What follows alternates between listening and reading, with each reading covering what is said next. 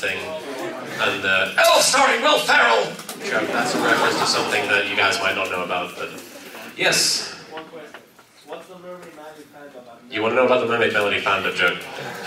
There is a joke in episode 3 of Naruto Abridged where they're talking about how they hate the fact that they have to do all these menial chores because, despite the fact that they're ninjas, and Kakashi says to them, "It could be worse. We could be watching a Mermaid Melody fandom." And I was like, what the hell is a Mermaid Melody fandom?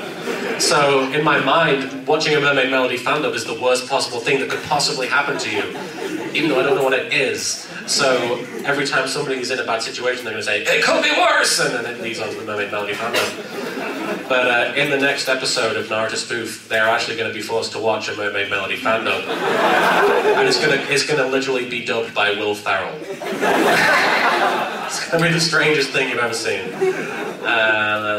Link? I could sort of explain the mermaid thing. Oh, you can? Yeah, because there's like an entire section of YouTube which is fan dubbing, but like some girls who don't really have that good mic, but they actually go towards Mermaid Melody. Since it's sort of a kid show in Japan that has a bunch of songs, it's easy to sing in Japanese and stuff, so a bunch of girls start singing it, and most of the time they're not that good. Oh, so basically it's referencing bad fan dubs that people have done. Like I've ran into so many that I'm just like, this needs to stop. I can see why they're saying this in Naruto Abridged. Right. Oh, okay. That makes sense. L, way in the back. I'm not Kira, by the way. Okay. Yes. How do you feel about being referred Sorry, I can't hear you.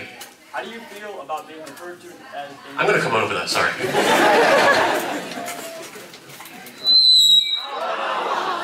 My bad, sorry. I'll give you the mic. How do you feel about being a minuscule version of a minuscule character in YuGiOh? Wait, oh, LittleKuriboh, right. I'm not going to go that way because something will happen and the speakers will go crazy. Sorry, Makori. How do I feel about being referenced to as LittleKuriboh? I feel it's very appropriate because I am a very minuscule person in the grand scheme of things. And I'm also very hairy.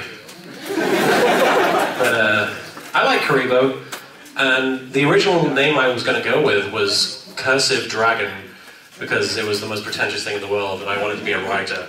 But that's a pun, by the way, Cursive Dragon, not Curse of Dragon. Get it?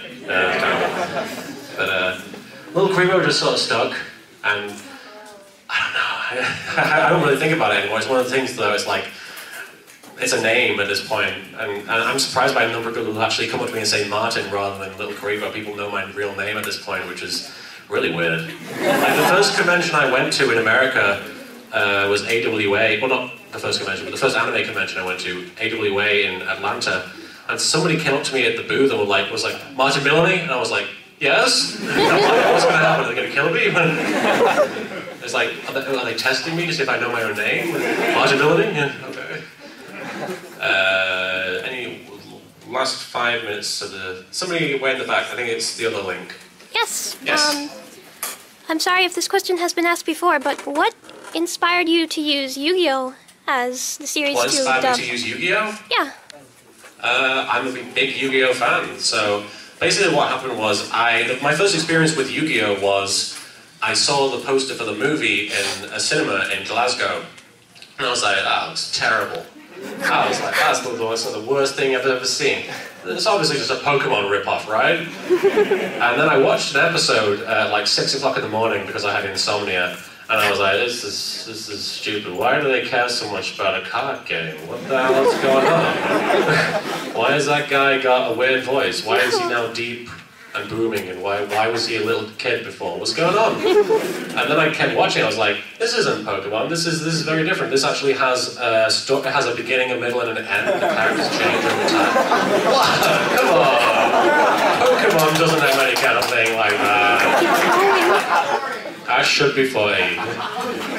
And I mean, literally, you can watch one episode of Pokemon, you've seen every episode of Pokemon. Kind of. But YuGiOh, if you watch the beginning, you get to know these characters, and then you care about them, and then bad things happen to them, and you actually care, and things change, and the relationships alter, and epic storyline, you know, it's a big deal. And I actually genuinely got into the show and I was like, I want to do something to celebrate the fact that I love it so much. I'm going to make fun of it. Which is kind of the way I show that I love things. I make fun of them like crazy. But that's how I settled on YuGiOh, as I was a huge fan. I still am a huge fan. I still love seeing people show up in cosplay as YuGiOh characters. I still watch the show from time to time. It's difficult to watch YuGiOh now, having made fun of it so much and actually invest myself in the story, because I've just literally seen the episodes over and over again, and I've had people like show up like doing the voices from my show, and I'm like, I can't separate the two anymore. It's difficult, but I still love it. It's great. Let's 2 more questions we've got time for, I think. Lady on the right there. Can I sing the Adventure Time song in any particular voice or just Marek? Okay. Okay. Adventure time! How does it go? Come on, meet your friends. We're going to very distant lands with Marek with the corner of the cat and Marek the human. The fun will never end. It's adventure time. There we go.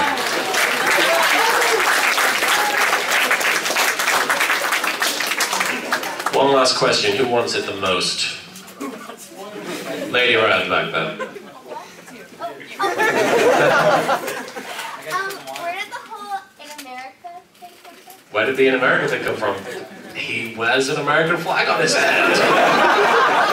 That's pretty much it. I was like, because originally he says asking for help is illegal, and I was like, what if he just added "in America" on the end? And I was like, okay, now every line has to end with "in America." And I actually got a message from somebody on YouTube as soon as that episode was shown on the first time it was uploaded, and they said, "That's great. You came up with a great catchphrase. Now you should never use it again." And I was like, really? Okay. And then I did it anyway. And people liked it. I've seen people cosplay as Bandicoot. There's one right there, and I don't think anybody would have cosplayed as him quite so much if In America didn't happen. You know, it's pretty crazy. I think we have time for one more question.